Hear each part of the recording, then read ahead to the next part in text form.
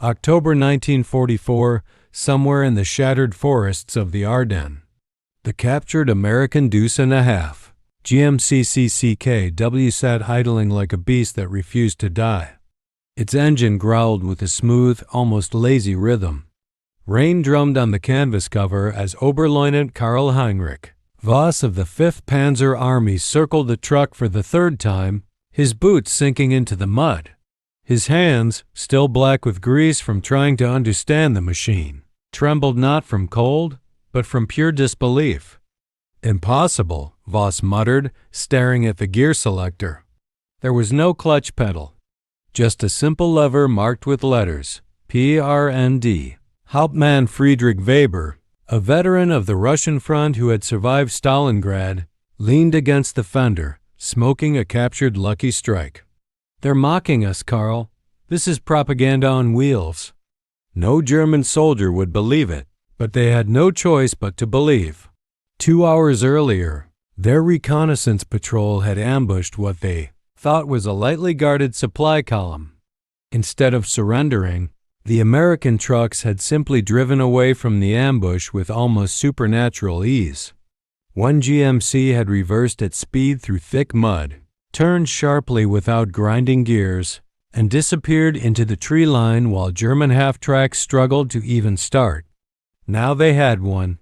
Voss climbed into the cab again. He had driven captured American Studebakers and Dodges before. Brutal, reliable machines with heavy manual gearboxes that required a strong leg and perfect timing. This one felt different, alien. He shifted the lever to D as the American prisoner. A grinning sergeant from the Red Ball Express named Jackson watched from the side with amusement. "You just push it?" Voss asked in broken English. Jackson shrugged, his dark face streaked with mud. "Yes, sir. Automatic. Hydramatic transmission. She shifts herself. Built by GM. You boys ain't seen nothing yet." Voss pressed the accelerator. The truck surged forward smoothly. No clutch, no double clutching, no cursing. The massive vehicle simply moved, the gears changing with a gentle thump as if guided by an invisible hand. In the distance, German mechanics who had gathered around the captured prize stared in stunned silence. One young Jeff Rider whispered, "It's witchcraft. The Jews on their American machines." The rumor spread like fire through the battered German lines. By nightfall, soldiers from 3 different divisions were sneaking over to see the magic American truck. They touched the steering wheel, stared at the dashboard, and tried to comprehend how a 2.5-ton truck could have an automatic transmission that allowed any driver, even women back in American factories, to operate it without the years of training German drivers needed. 2 days later, at a forward command post, General Lieutenant Hasso von Manteuffel received the report with the same expression Canaris had once seen on Göring's face years earlier. "Automatic what?" he demanded. "Transmission, Herr General," replied the intelligence officer, laying out photographs and a hastily translated American maintenance manual. "It uses fluid coupling. No clutch pedal. The driver simply selects drive, and the truck does the rest." Our men say the Americans are running entire supply columns with Negro drivers, women drivers, even boys barely out of school. They maintain speeds our half-tracks cannot match in these conditions. Von Manteuffel slammed his fist on the map table. "This is the same nonsense we heard about their aircraft factories. First they build bombers like sausages, now their trucks shift gears by themselves. Lies, American propaganda." But the evidence kept coming. Captured American drivers, exhausted but defiant, all told the same story.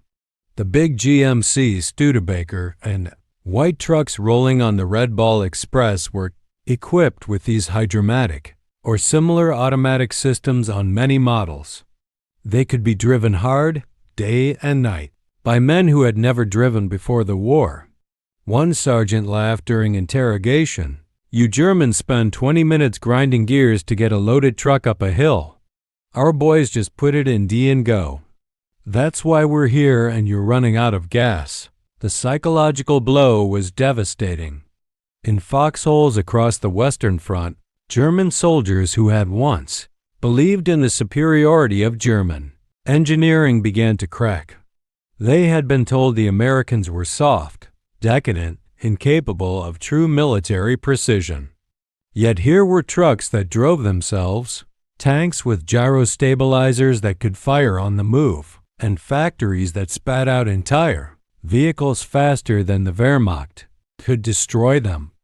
By December 1944, during the desperate fighting of the Battle of the Bulge, stories of the automatic American trucks had become legend among the troops. Wounded soldiers whispered them in field hospitals. Officers tried to suppress them, but reality could not be suppressed.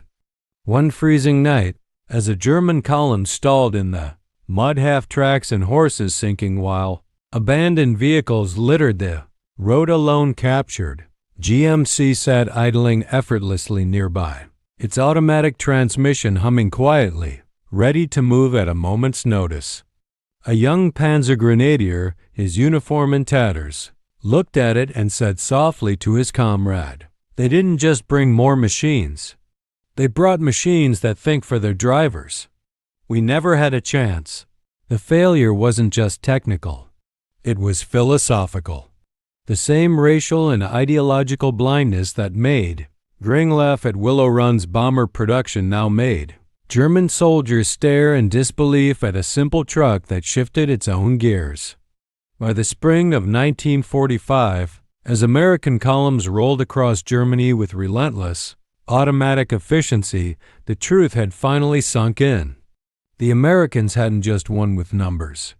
They had won with machines that freed their men to fight instead of wrestle with gears. And the Wehrmacht, for all its vaunted discipline and engineering pride, could not believe it until it was far too late.